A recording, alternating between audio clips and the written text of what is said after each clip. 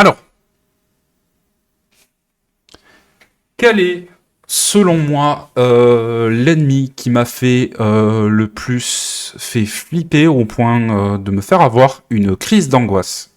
C'est vous dire. Enfin, pas la crise d'angoisse ultra vénère, mais j'étais vraiment maxi pas bien. On va parler de Resident Evil Village.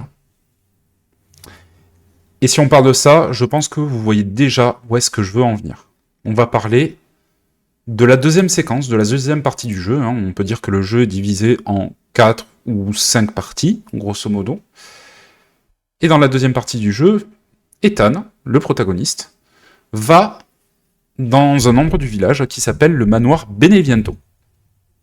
Je rappelle, dans le contexte de R8, nous avons 4 ducs, 4 lords, en fait, qui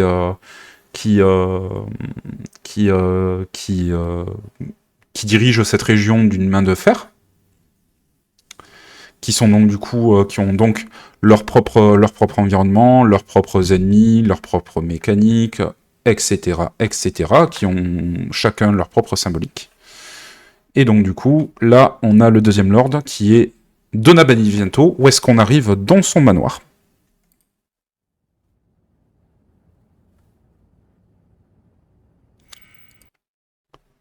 On arrive ici. Pour le contexte, le manoir Beneviento est disposé en flanc de falaise, en flanc de falaise, au bord d'une falaise, avec une énorme chute d'eau. C'est vraiment un cadre qui est magnifique. C'est peut-être le cadre le plus magnifique qu'il y a dans tout le jeu. C'est un manoir qui est très simple. Ça fait juste grande villa rustique. C'est l'endroit qui fait le moins l'intérieur qui est le moins impressionnant en termes de décoration, qui est le moins impressionnant au niveau de son mobilier et tout ça. Pour autant, on arrive.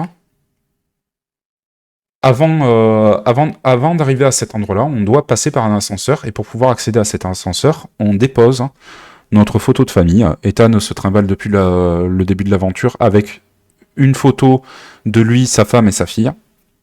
Et on doit déposer la photo de famille dans la fente, là, dans la fente à lettres de la porte, pour pouvoir accéder à la suite. On va donc du coup prendre l'ascenseur, on va dans le manoir, on se déplace un petit peu, on atteint le sous-sol, où est-ce que là on arrive dans cette salle avec le mannequin qui est posé sur un établi, et avec la poupée de Donna qui s'appelle Angie, qui est sur la chaise là, et qui tient l'un des 4 flacons qui permet de reconstituer Rose, la fille d'Ethan. Lorsque Ethan vient prendre le flacon, les lumières s'éteignent. Angie fait un petit speech. Et lorsque les lumières se rallument, on est là, et on n'a plus nos armes. Première chose incroyablement inquiétante, parce que c'est rare dans un Resident Evil de ne plus avoir ses armes, et à chaque fois qu'on les a pas, ça pue la grosse merde. Parce que c'est un survival horror. On a des moyens de confrontation. On a moyen de combattre l'adversité. Et là, on nous retire l'intégralité de ces moyens. La seule chose qu'on peut privilégier à ce moment-là, ce n'est que la fuite. Et c'est là où est-ce que le jeu déjà met un tour de force assez magistral, qui est classique, bien évidemment. C'est assez facile de retirer les éléments d'un joueur. Mais c'est ce qui va amener à la séquence la plus terrifiante du jeu. Dans cet endroit-là, je vais parler en même temps que la vidéo se déroule. Dans cet endroit-là, donc du coup, nous avons Ethan, qui va aller explorer un petit peu le sous-sol de ce manoir, qui va aller récupérer différents objets, et qui va résoudre en fait une grande énigme pour pouvoir accéder à la suite de l'aventure. Nous avons beaucoup de symbolique. Là, le mannequin représente sa femme Mia, qui a énormément d'importance puisque c'était celle qu'on était allé chercher dans Resident Evil 7. Et ben, c'est la mère de Rose que nous allons chercher dans Resident Evil Village.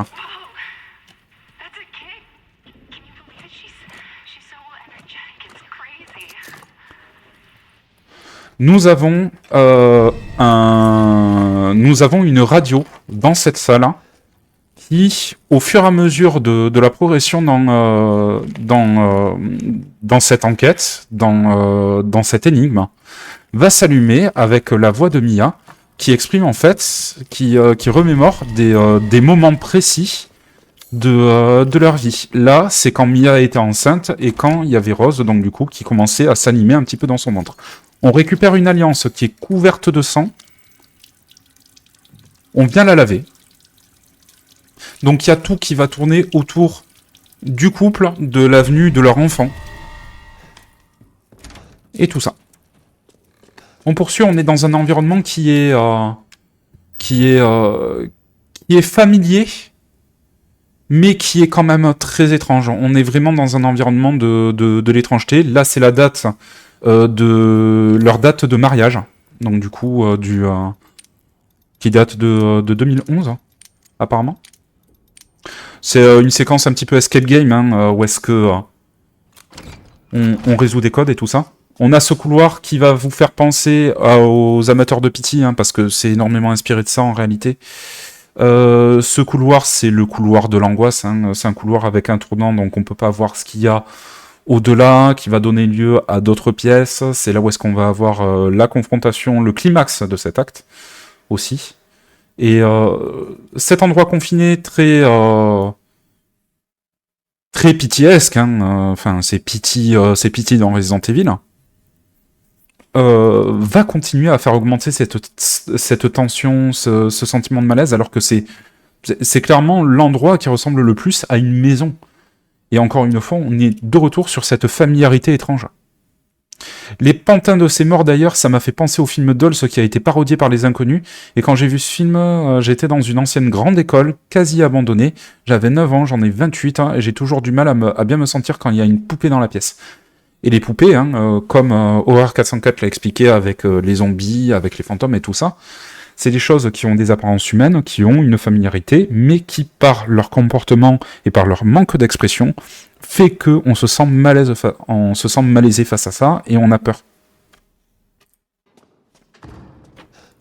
On a des bruits qui viennent, il n'y a aucune musique, il n'y a rien, la porte s'ouvre toute seule. On arrive dans cette salle, un petit peu une sorte de débarras, un petit peu une sorte de cellier. On récupère ça, un élément qu'on a vu dans la maison d'Ethan au tout début du jeu. La séquence d'introduction, c'est comme si on était dans la maison des Winters qui se préparent juste à passer à table. Il y a Ethan qui prend Rose, qui va aller la coucher dans son berceau et tout. Et on a donc du coup cette boîte à musique qui vient à la base de la maison d'Ethan. Donc il y a tout qui est fait. C'est une séquence personnifiée sur le passif d'Ethan. Et notamment son passif avec sa femme et avec sa fille.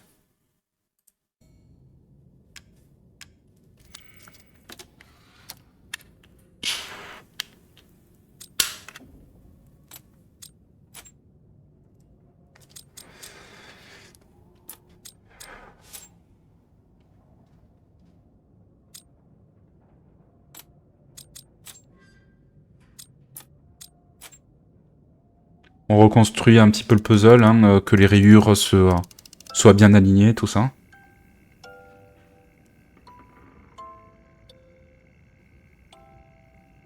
C'est sinistre, ça fait vieux, et tout ça, on récupère une pince à épiler.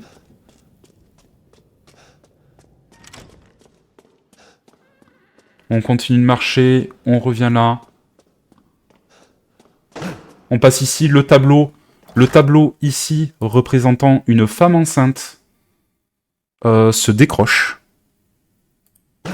Toute la symbolique est maîtrisée dans ça. On revient au niveau du truc.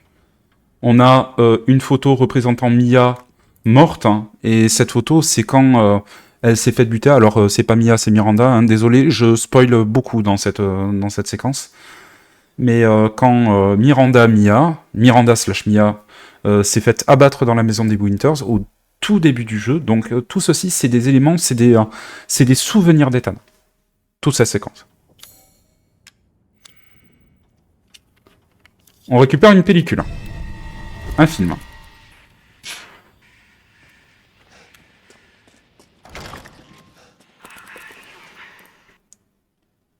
On a une apparition de Mia dans le couloir qui disparaît au fur et à mesure, donc ce n'est pas réel ici. On a Mia qui est inquiète dans la radio, qui dit « Je peux pas dire ça à Ethan ». La raison, on va l'expliquer un petit peu plus tard.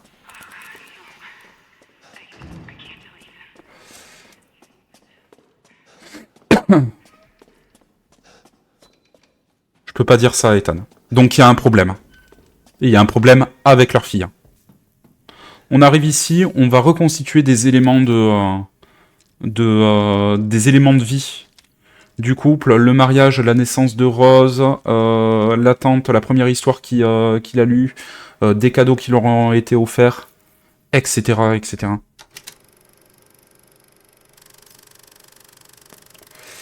Et on a ce film prémonitoire qui montre un petit peu encore l'avancée de l'aventure, qui présente un endroit lugubre en sous-sol avec un puits dans lequel il va falloir aller. Tout ceci contribue à rendre encore plus de malaise ce fameux berceau qui est totalement vide. Tout est inquiétant. Donc voilà, c'est un petit peu comme si c'était Ethan. Hein. Ben, c'est Ethan hein, qui ira hein, de toute manière.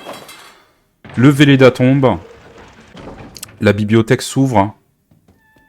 Bibliothèque, donc toujours cet aspect vintage un petit peu vieux. On arrive dans cette salle avec toutes ces poupées qui sont disposées, hein, qui indiquent que Donna nous surveille toujours, hein, qu'on est sous le joug de son attaque. Hein. Son attaque, vous aurez compris, en fait, c'est un rêve qu'elle nous fait faire. C'est un rêve. C'est un rêve, plus particulièrement, en fait, c'est une hallucination qu'elle nous fait faire. C'est le pouvoir de Donna. On récupère une paire de ciseaux.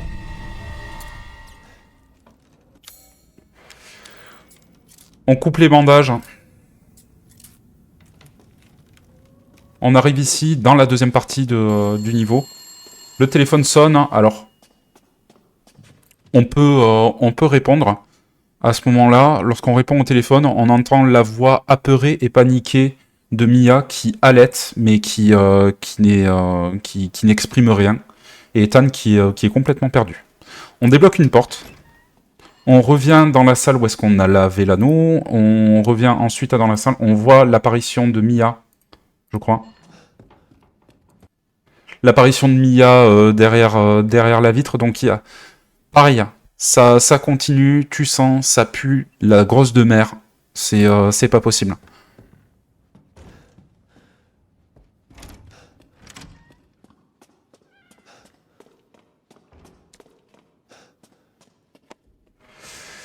Il répond au téléphone. Il n'y a plus rien, il a répondu trop tard. C'est là où est-ce que tu peux balancer mes 36 000 jumpscares, c'est abusé. On arrive là, on arrive dans cette salle. Un élément de poupée qui tombe, bien sûr. Il y a tout qui devient un petit peu plus décrépit. On coupe le bandage hein, qui recouvre la poupée de Mia. On récupère dans son cœur un médaillon.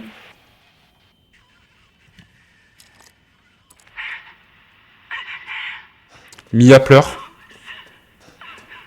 Cette inquiétude concerne Rose. Et cette inquiétude est très alarmante. On arrive à cette porte avec des symboles occultes qui donnent une vibe un petit peu plus ésotérique à toute cette ambiance, encore. On fait le dernier puzzle de la séquence. Enfin, le dernier puzzle de cette séquence avant ce qui va arriver ensuite. Et on arrive dans le fameux caveau où est-ce qu'il y a le puits.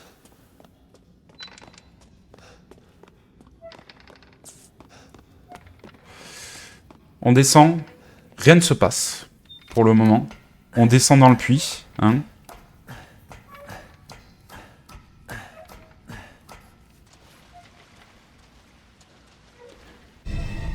Et on récupère la clé de la boîte à fusibles qui nous permettra par la suite, donc du coup, de prendre l'ascenseur en direction du rez-de-chaussée, étant donné qu'on est toujours au sous-sol, hein, je vous le rappelle.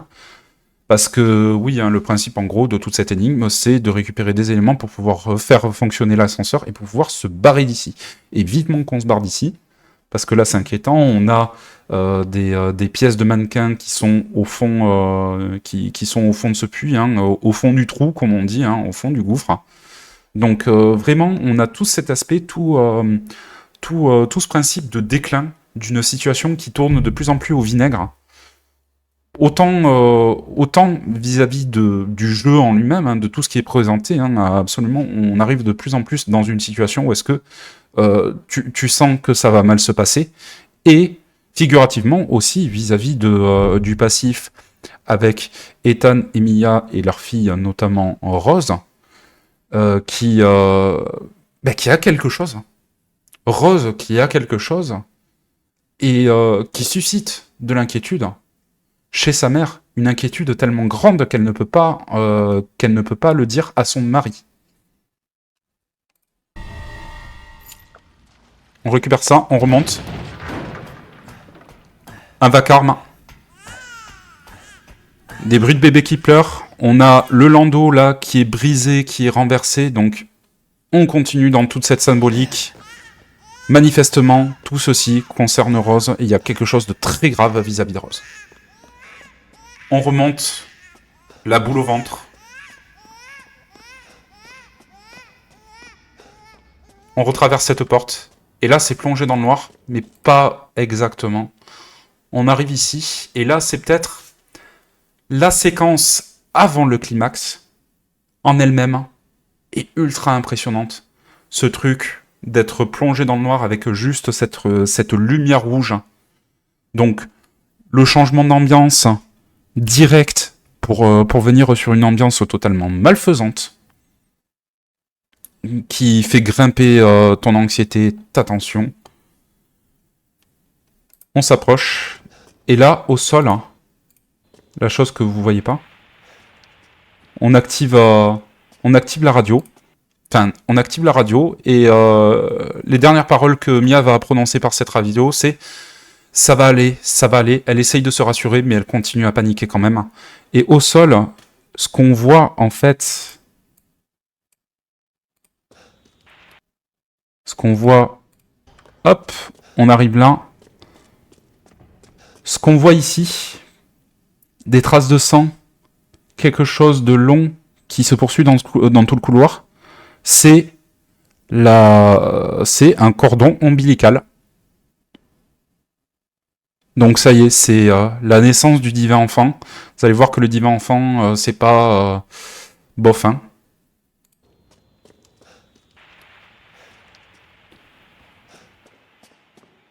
Et on n'a pas la musique vis-à-vis de ça. On arrive dans ce couloir, désormais plongé dans le noir.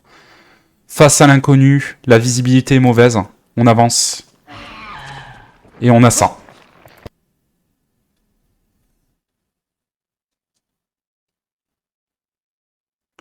Et vous avez face à vous ce qui est désormais considéré comme étant la créature la plus horrible et la plus flippante qui a été mis dans un Resident Evil et qui a fait suer bon nombre de personnes. Ceci est un fœtus géant. Alors dommage parce que là on n'a pas la musique, hein. La musique aurait été intéressante. On va passer sur une autre vidéo pour avoir la musique en elle-même. Donc c'est le combat de boss entre guillemets face au fœtus géant, qui est une représentation de Rose, une représentation horrible et monstrueuse de Rose, sous la découverte en fait que c'est la fille d'Ethan. Et Ethan a été infecté, donc du coup Rose aussi a infecté, et Rose aurait potentiellement des pouvoirs. Ce qui entraîne bon nombre de complications et bon nombre de questions inquiétantes à se poser quand on est parent. Et c'est ce qu'on affronte. C'est la personnification monstrueuse de Rose. On a la musique, avec le petit drone, le bruit en fond comme ça, le bourdon qui s'installe, qui rend l'atmosphère d'autant plus anxiogène. On arrive, on tourne. Apparition du fœtus. On va voir donc du coup Sadefsin qui... On rappelle qu'on est dans un environnement où est-ce qu'on n'a plus d'armes, donc on ne peut pas se défendre contre ça. Hein, ça ne va être absolument qu'une séquence de cache-cache. On va jouer au cache-cache avec la fille d'Ethan, la fille monstrueuse d'Ethan, dans tout cet endroit. Qui a un design dégueulasse, hein, un fœtus avec une bouche absolument béante, recouvert de sang, totalement difforme. La musique qui s'emballe, c'est dégueulasse. Si le monstre nous chope,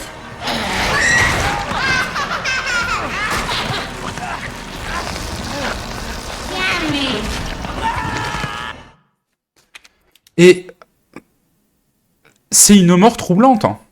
C'est une mort impactante. Déjà parce que le mob en lui-même est ultra impactant.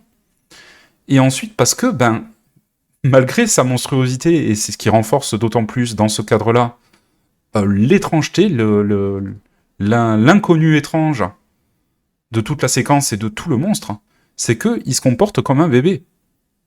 Il se comporte comme un nouveau-né qui explore son environnement, qui va mettre des objets à sa bouche, qui donc du coup par conséquent va bouffer son père, là, qui dit yummy, c'est bon, c'est délicieux, des trucs comme ça, miam, yummy ça veut dire miam, qui fait des bruits, qui des fois rigole, qui des fois pleure, comme un nouveau-né. Et c'est troublant as fuck.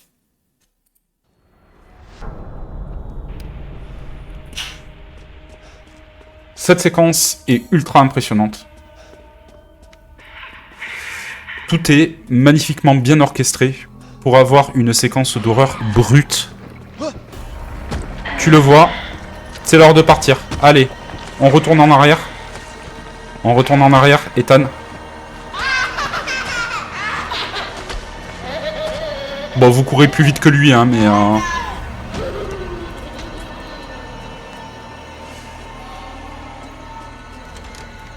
L'apparence du monstre est très contradictoire vis-à-vis du son qu'il fait, c'est dérangeant. Ça participe à cette étrangeté, à tout ça.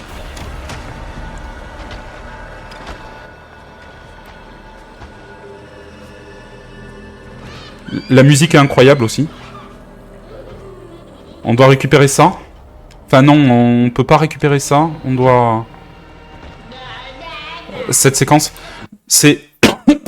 J'avais dit que je referais les Resident Evil au fur et à mesure et tout ça. Je redoute absolument cette séquence. Même si je connais, je sais comment ça fonctionne, là on va voir, donc je pourrais me rafraîchir un petit peu la mémoire. J'ai pas envie de faire cette séquence. Cette séquence me terrifie au plus haut point.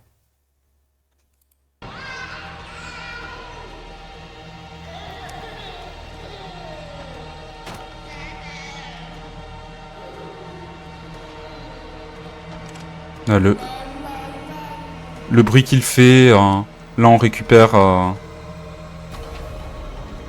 ça. Le relief d'un enfant, là on l'a perdu de vue, à partir du moment où est-ce qu'on a récupéré le relief. On repasse là. On met le relief. Tout est rapporté à l'enfant et à la maternité en elle-même. On passe dans un niveau encore un petit peu inférieur, qui avec un papier peint décrépit, qui fait vraiment maison de campagne, et tout.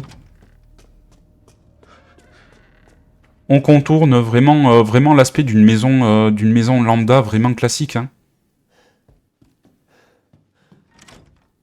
On passe là.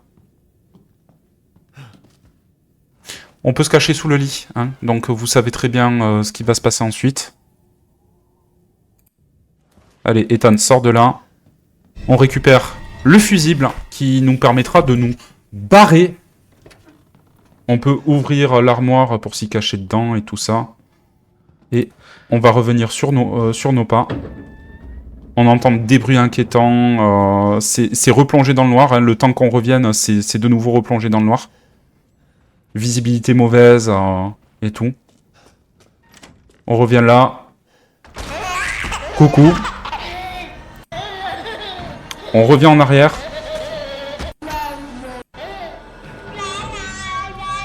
On se planque sous le lit. Puis, on ressort de l'autre côté. On refait le chemin en sens inverse en direction de l'ascenseur. On met ça. Et là, il y a tout qui est fait pour vraiment vous foutre le stress au max. C'est-à-dire que on entend le bébé qui arrive derrière. On attend que l'ascenseur arrive.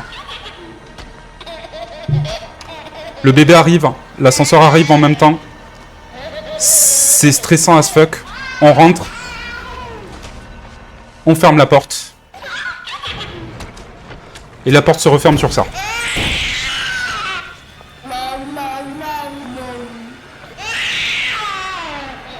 Et dans cette séquence, on aura toujours le temps. C'est quelque chose qui est scripté pour le coup.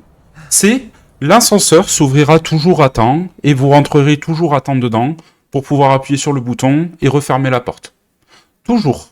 À moins que si vous faites les cons et que vous restez sur place en suçant des cailloux ou quelque chose comme ça.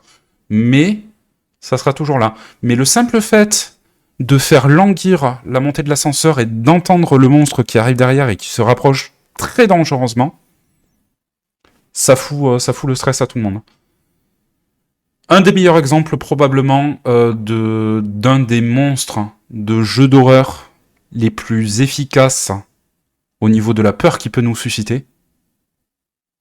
C'est depuis longtemps en fait, et il y en a peu qui arrivent à cette échelle. Il y en a peu qui arrivent à le faire aussi bien. Il y en a qui le font. On a vu les monstres de Soma, on en a vu certains de Little Nightmares et tout ça. Mais vraiment, le bébé de Resident Evil Village, c'est une sacrée dinguerie.